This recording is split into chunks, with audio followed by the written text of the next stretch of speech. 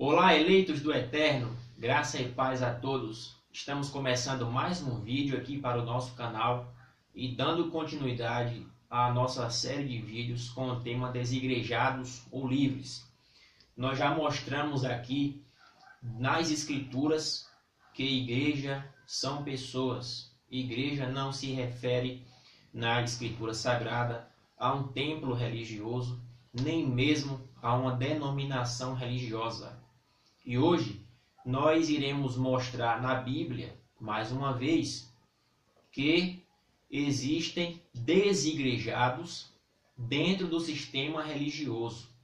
Ou seja, desigrejado não é uma pessoa que adora a Deus em casa com sua família, com um grupo resumido de pessoas que se reúnem frequentemente e cultua fora do sistema denominacional. Desigrejado não é esse tipo de pessoa. Desigrejado é qualquer pessoa que não nasceu do Espírito, qualquer pessoa que não passou pela regeneração, pelo novo nascimento.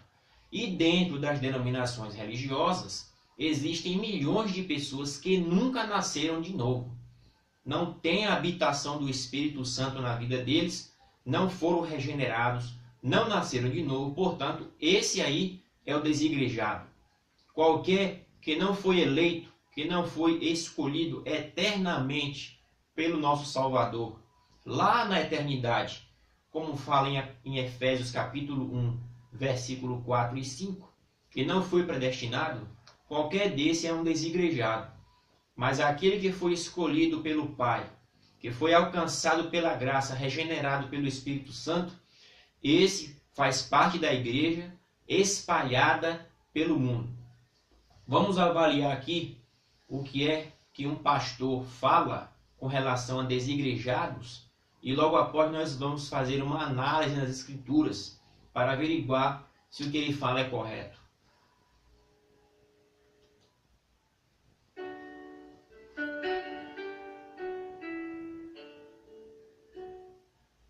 Não seja um desigrejado. O que é um desigrejado? É aquele que acredita que pode professar a fé dele em Cristo, que pode ser um cristão saudável, sem fazer parte de uma igreja. Aqui ele já começa falando tudo ao contrário daquilo que está na Bíblia. Ele diz que um desigrejado é aquele que acredita que pode professar a fé em Cristo, é aquele que pode ser um crente sem fazer parte de uma igreja. Então a gente já vê que tudo que ele está falando aí está entrando em contradição, é contraditório.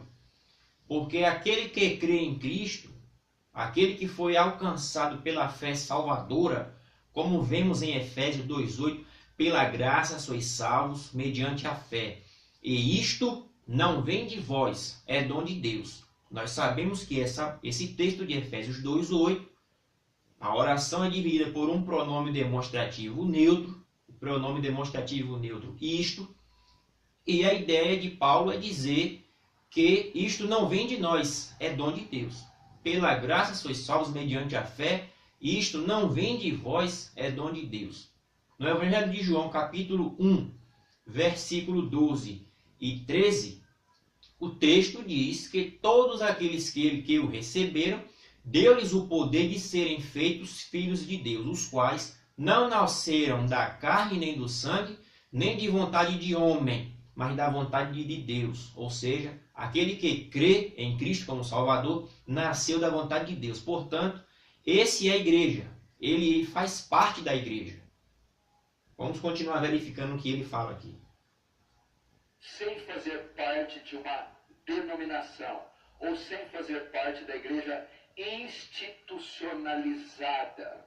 Uma igreja que tem templo, CNPJ, pastor, diácono, presbítero, tesoureiro.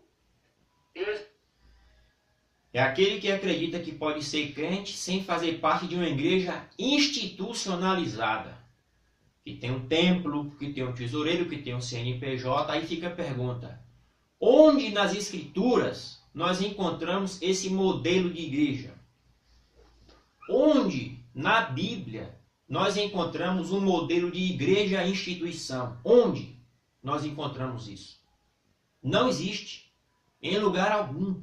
Não há nenhuma referência nas Escrituras para esta tão falada igreja-instituição. Igreja-instituição nada mais é do que balela de pastor e líder religioso. Balela de padre, de bispos, balela de pastores. Nós não encontramos na Bíblia nenhuma referência à igreja-instituição.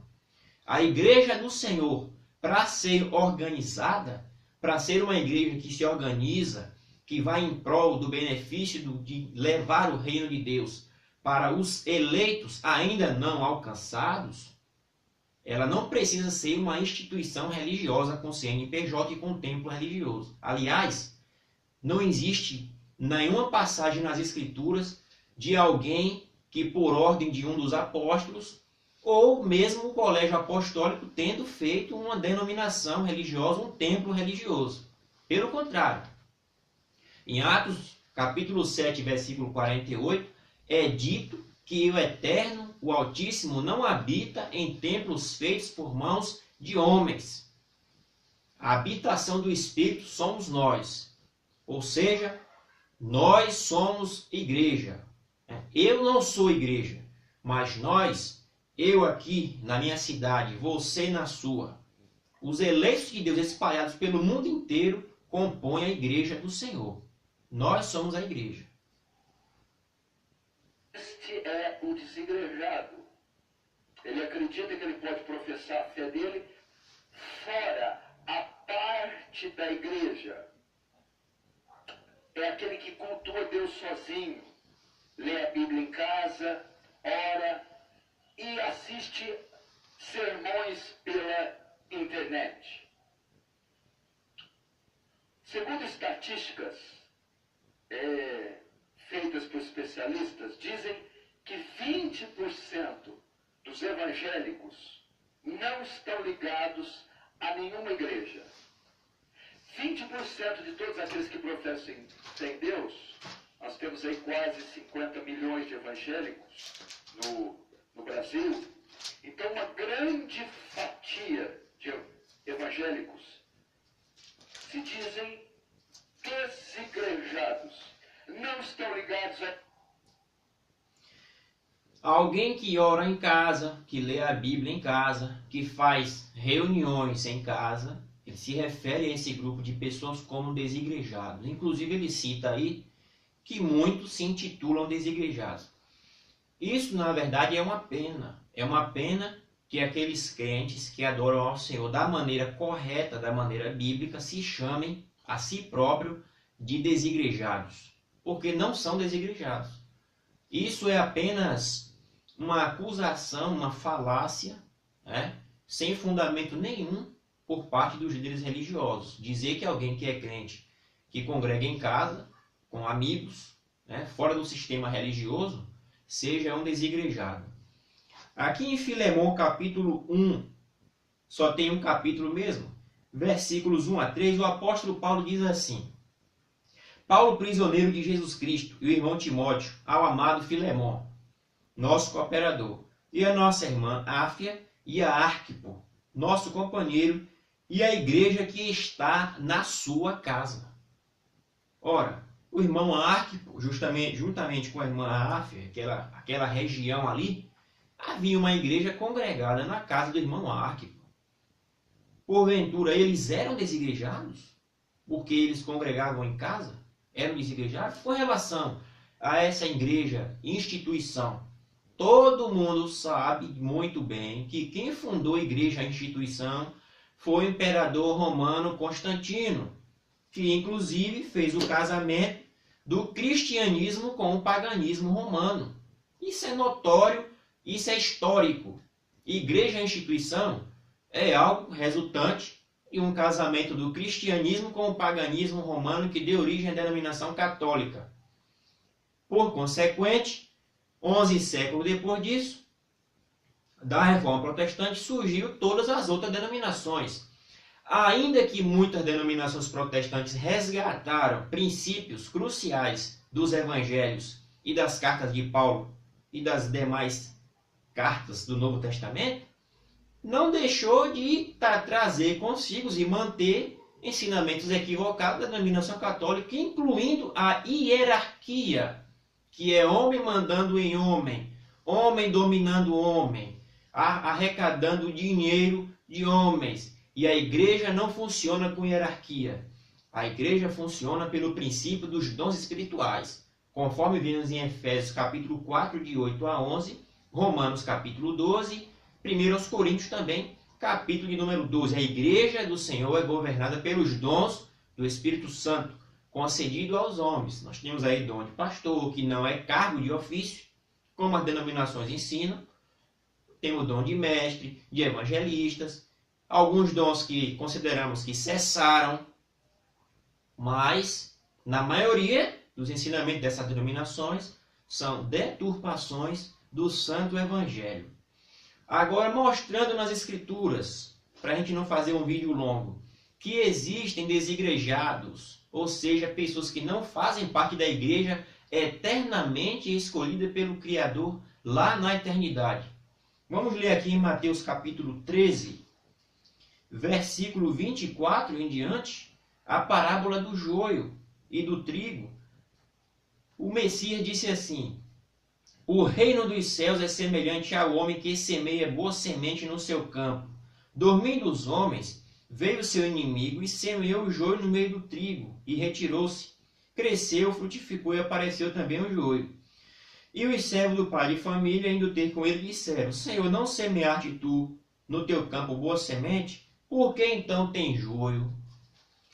Vamos adiantar aqui para a explicação desta parábola, porque todo mundo já conhece ela. Veja o que é que o Senhor Jesus explica. Versículo 37. E respondendo lhes disse: o que semeia boa semente é o Filho do Homem. O campo é o mundo, e a boa semente são os filhos do reino, e o joio são os filhos do maligno. Aqui todo mundo já conhece a parábola do joio. Na vinda do Senhor ele vai separar o joio do trigo. Ele explica que o campo é o mundo, a boa semente é o filho do reino e o joio é o filho do maligno. Algumas pessoas tentam fazer a aplicação dessa parábola dizendo que isso acontece dentro de uma denominação religiosa, onde contém joio e contém trigo, mas isso não está no texto. O texto diz que o campo é o mundo. O campo é o mundo. A boa semente é os filhos do reino, ou seja, a igreja eleita.